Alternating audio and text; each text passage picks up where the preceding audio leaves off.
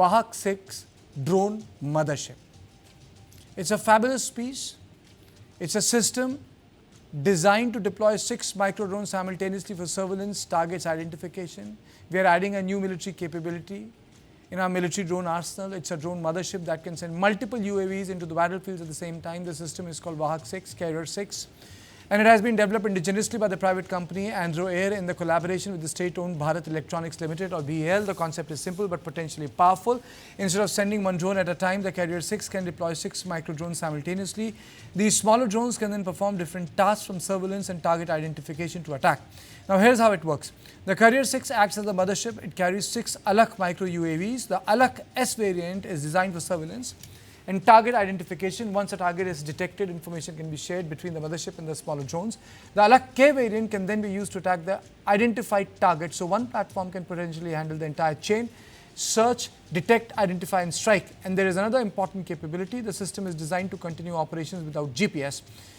That means it can potentially carry out coordinated attacks even when the satellite navigation is unavailable or disrupted for the army. This could particularly be useful in difficult battlefield conditions. The Vahak-6 is designed to operate at high altitudes in difficult terrain. It can fly up to 4,000 meters above sea level and can reduce the risk to human soldiers by taking on dangerous missions.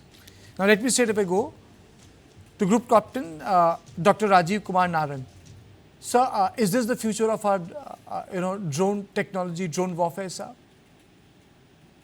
I think Swarm is going to be the future. What you saw in Op Sindoor was the beginning. I think India had anticipated arrival of Swarm technology when Indian Air Force launched Meher Baba Swarm competition on 8th October 2018. And that was a very futuristic approach. This particular Vahak is a manifestation of growing aspirations of India. In fact, if I go back to the history of swarm development, there's another company which is called New Space Research Technologies Limited, which was working on something known as Alpha-S, air-launched flexible asset swarm technologies. So Sabal is a system which will provide surveillance and targeting capability in the immediate vicinity of the operating forces. So I think it is meant for people which are which are having adversaries right next to them. Being a rotary wing, it has got a limited capability, limited range, but being multiple, they create confusion for the adversary.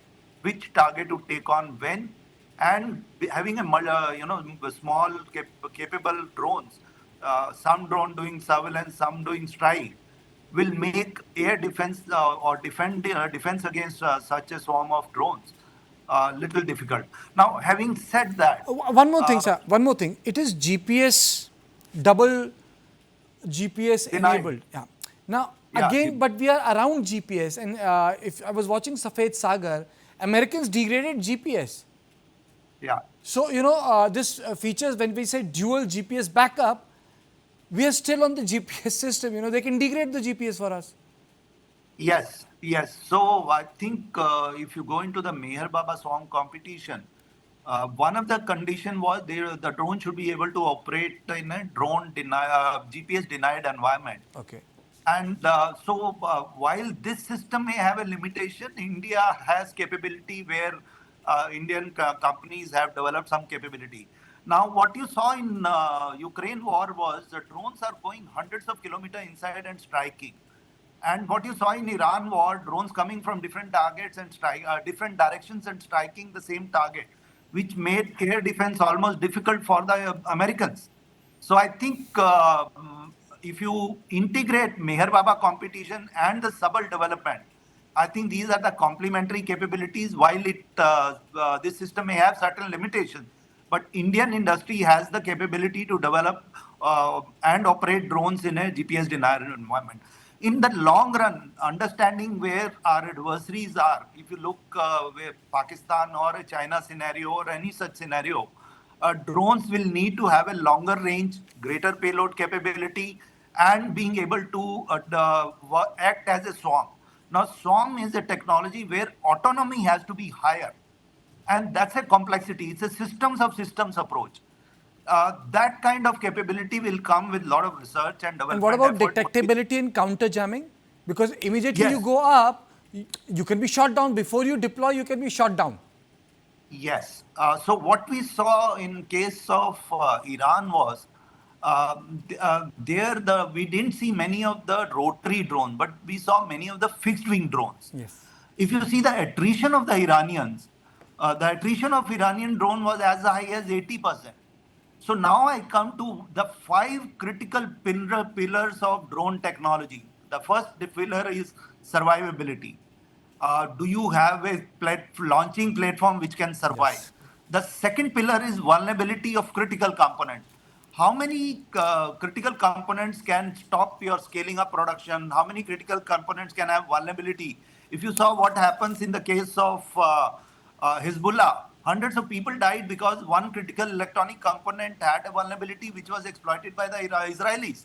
So I think we will Pager. have to ensure, Pager. yeah, yeah, pager attack.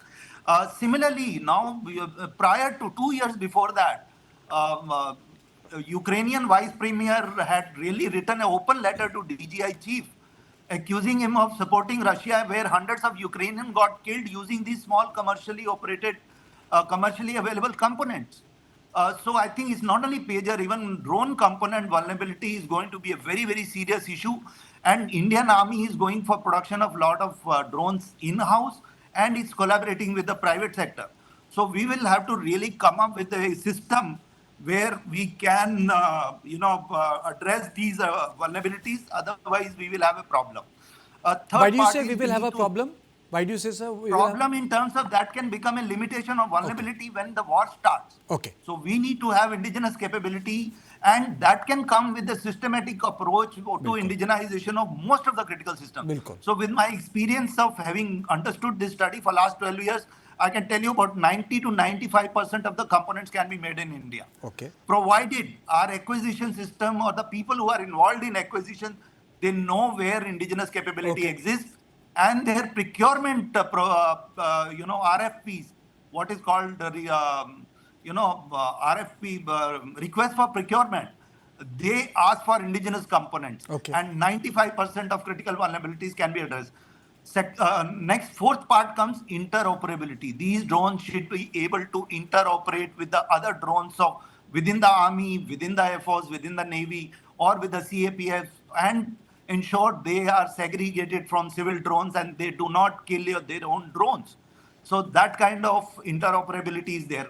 Then we need to have an integration with our unmanned traffic management system. Now we need two kinds of unmanned traffic management system. One is the military unmanned traffic management system, and one of the military unmanned traffic management system was developed by Directorate of Aerospace Design, which is called Drone Position Monitoring System. I think its scaling up work is still required, but the technology exists. And I think they have the capability to translate that drone positioning and a weather system into a full-fledged military unmanned traffic management system. It's how fast we work on that project and make it operational will depend on leadership and timely decision making. Okay. So we have a lot of potential. How do we act will be the key to making this indigenous project successful. And how do we ensure in future, when we have to launch these swarm of drones, we have to ensure that drones launched by Air Force, Army, Navy, or Central Armed Police Forces, small drones, helicopters, or manned aircraft, there is a interoperability, Okay. integration, and segregation. Okay. Thank you so much. I've really run short of time. Maybe I should have kept more time for this conversation with you, because this is the future of battlefield technology. I think this is how the battlefields are going to look like. Far more sophisticated than what we see today. But the way the technology is exploding, expanding continuously, I think we are going to see a very different battlefield very, very soon.